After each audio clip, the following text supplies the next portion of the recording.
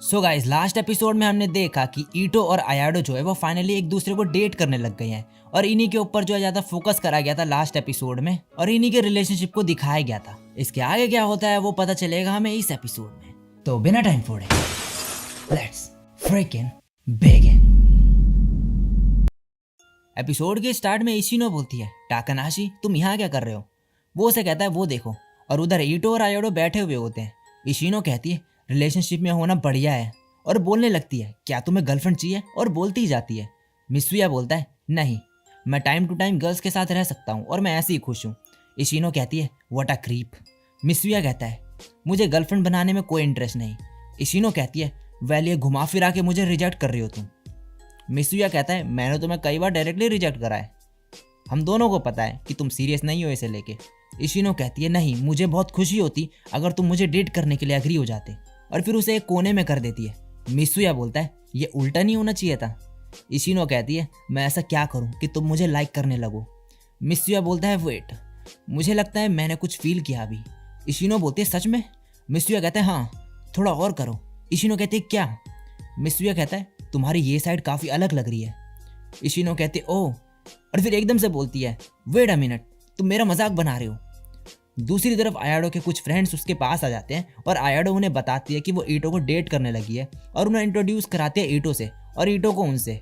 तभी वो हंसने लगते हैं और बोलते हैं हमने नहीं बोला था इंट्रोड्यूस कराने के लिए, और कहते हैं तो तुम्हें रियल वर्ल्ड के लोग भी पसंद है, तुम हमेशा मांगा में घुसी रहती हो तो मुझे लगा कि तुम्हें बॉयज़ में इंटरेस्ट नहीं, और उनका मजाक बनाने लगती है। तभी इशिनो आके उसका कान खींच देती है और उस लड़की पे चिल्लाने लगती है, और फिर वो लड़की भी उस पर चिल्लाने लगती है और इनकी बहसबाजी होने लगती है। तभी मित्सुया बीच में आ जाता है और इन्हें रोक देता है और इशिनो को बोलता है लड़कियों को लड़ाई नहीं करनी चाहिए और ऐसी लैंग्वेज यूज मत करा करो, इसीलिए मुझे तुम पसंद नहीं हो। और फिर उन लड़कियों को भी समझाता है ऐसा ना करने के लिए, और फिर वो वहां से चली जाती है। अब नेक्स्ट सीन में मित्सुया और इशिनो एक साथ जा रहे होते हैं और मित्सुया अचानक से उसे डेट पे ले जाने को बोलता है, रामेन खाने। इशिनो बोलती है फिर से? मित्सुया कहता है तुम इंटरेस्टेड नहीं हो गया? वो कहती है हूँ मैं। नेक्स्ट सीन में ये दोनों रामेन खा रहे होते हैं जहाँ पे इशिनो उससे पूछती है कि क्या तुम किसी चीज़ को लेके पैशनेट नहीं? मित्सुया कहता है मैं था जब मैं मिडिल स्कूल में था। इशिनो पूछते क्या था वो? मित्सुया कहता है मैं नहीं बताऊंगा तुम्हें, और इशिनो फिर गुस्से में आ जाती है और कहती है कोई नहीं, वैसे भी ये कोई डेट नहीं, मैं तुम्हारे साथ हमेशा बस रामेन ही खाती हूँ। मित्सुया कहता है तो तुम एक रियल डेट पे चलना चाहोगी? अब नेक्स्ट सीन में हिकारी और इरोहा एक साथ होते हैं। हिकारी कहता है कि मॉम ने तुम्हें फिर घर पे बुलाया है और तुम्हें क्या खाना है वो पूछा है। इरोहा कहती है हॉट पॉट। अब हिकारी घर पहुंचता है और मॉम से कहता है आप कर क्या रही हो? वो कहती है व्हाट? हिकारी कहता है आप कर क्या रही हो? वो कहती है व्हाट? हिकारी तभी प्लग निकाल देता है और उसकी मॉम उस पर चिल्लाने लगती है और वो कहती है मैं इरोहा के लिए एप्रन बना रही थी, क्या तुमने उससे पूछा कि वो कब आ रही है? हिकारी कहता है कि उसने कहा कि उसे हॉट पॉट चाहिए और वो कब आ रही है ये पता नहीं अभी। उसकी मॉम कहती है वीकेंड में कैसा रहेगा। अब नेक्स्ट सीन में कारू हिकारी के रूम में आता है एक इंसाइक्लोपीडिया लेने, क्योंकि वो आंजू को एक्वेरियम ले जा रहा था तो उससे रिलेटेड उसको नॉलेज चाहिए थी थोड़ी।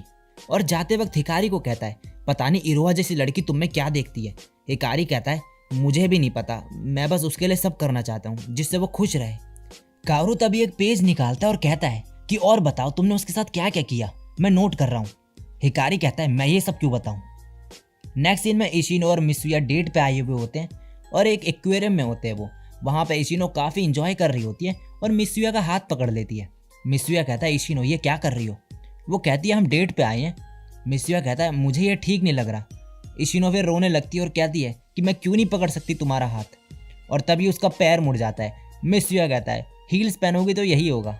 ये सुन के वो गुस्सा हो जाती है और जाने लगती है, और मित्सुया भी तभी उसके पीछे पीछे जाने लगता है और एकदम से वो आंजू को देखता है वहाँ पे जाते हुए, और तभी उसे पकड़ लेता है और बोलता है तुम यहाँ क्या कर रही हो? तुमने मुझसे झूठ बोला, तुमने कहा था कि तुम अपने फ्रेंड किरारा के घर जा रही हो, और ये किरारा नहीं है, ये सुसुई का भाई है। तभी कारू आगे आके बोलता है मैं हूँ कारू सुसुई, आंजू का क्लासमेट, और मैं उसे डेट कर रहा हूँ। ये सुन के मित्सुया शॉक्ड हो जाता है और कहता है सुसुई का भाई आंजू को डेट कर रहा है? कारू कहता है मेरे भाई का इससे कोई लेना देना नहीं है।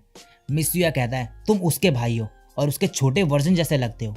आंजू तभी कहती है सॉरी बिग ब्रदर, मैंने तुमसे झूठ बोला, मैं कारू को पसंद करती हूँ। मित्सुया कहता है तुम्हें ग्रेड स्कूलर हो, हम घर चल रहे हैं, और उसे ले जाने लगता है। आंजू कहते हैं मुझे रहने दो यहाँ पे, मैं फाइनली कारू के साथ डेट पे आई हूँ, मैं घर नहीं जाना चाहती। तभी इशिनो उसे कहती है कि शांत हो जाओ, तुम्हें ये सब नहीं करना चाहिए। मित्सुया मगर कहता है कि तुम्हें इसमें बीच में नहीं आना चाहिए, दूसरों के मामले में टांग नहीं अड़ानी चाहिए तुम्हें। और तभी आंजू कावरू को लेके वहाँ से भाग जाता है और मित्सुया घर जाने को बोलता है। फिर इशिनो कहती है मैं खुद चले जाऊंगी और दूसरों के मामले में टांग अड़ाने के लिए सॉरी। और जाते वक्त इशिनो कहती है तुम मुझे फॉलो क्यों कर रहे हो।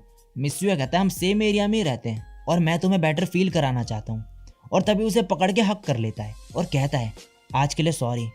लेकिन इशिनो उसे थप्पड़ मार देती है और कहती है मुझे इडियट की तरह ट्रीट करना बंद करो, और रोने लगती है। तभी मित्सुया को एक कॉल आता है कि आंजू ने मॉम को टेक्स्ट करके बोला कि वो अपने बॉयफ्रेंड के साथ घर छोड़ के भाग रही है। इशिनो कहती है हमें उन्हें ढूंढना होगा। मित्सुया कहता है इशिनो तुम्हें हेल्प करने की जरूरत नहीं। इशिनो कहती है मुझे बस इस बार बीच में घुसने दो। और फिर मित्सुया मान जाता है और उन्हें ढूंढने लगते हैं ये दोनों के दोनों, मगर इन्हें वो मिलते ही नहीं है। मित्सुया कहता है ये सब मेरी गलती है, मैं आंजू पे कुछ ज़्यादा ही सख्ती से पेश आया। हमारे डैड नहीं है तो मैं थोड़ा स्ट्रिक्ट रहता हूँ उसके साथ। तभी इशिनो कहती है क्या पता वो अभी एक्वेरियम में ही हो। अब एक्वेरियम में ये दोनों के दोनों बैठे हुए होते हैं। वहाँ पे कावरू पूछता है कि क्या तुम्हें घर से कॉल्स नहीं आ रहे।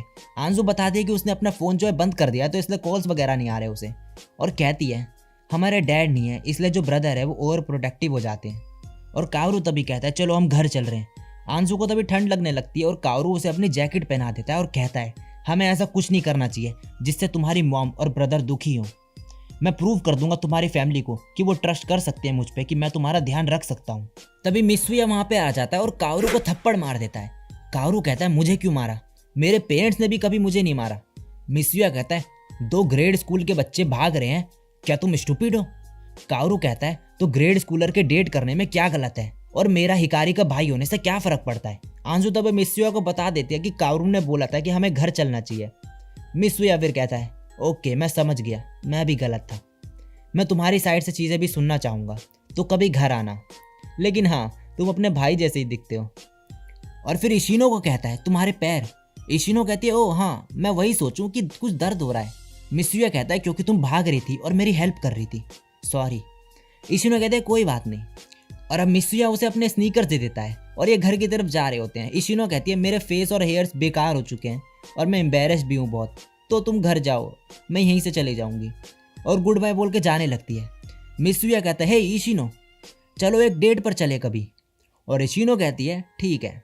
नेक्स्ट सीन में हिकारी की मॉम उसके रूम में आके उसे एक फ़ोन कवर देती है और कहती है इरोहा के एप्रन से कुछ कपड़ा बच गया था तो मैंने ये बना दिया तुम्हारे लिए, और तुम्हारे डैड और मैं इस वीकेंड पे डेट पे जा रहे हैं तो इरोहा को कभी और डिनर पे बुलाना। और फिर वहाँ से चली जाती है। तभी हिकारी को इरोहा का टेक्स्ट आता है जिसमें लिखा होता है कि तुम अगली छुट्टी पे क्या कर रहे हो। और इसी के साथ ये एपिसोड यहीं पे ख़त्म हो जाता है। सो गाइस इस एपिसोड में इतना है। वीडियो अच्छी लगी हो तो लाइक कर देना और नीचे कमेंट करके भी बता देना कि कैसी लगी वीडियो, और चैनल पर पहली बार टपकी हो तो सब्सक्राइब कर देना। तो आज के लिए बस इतना ही, मैं मिलता हूँ नेक्स्ट वीडियो में, तब तक के लिए सायोनारा और बाय।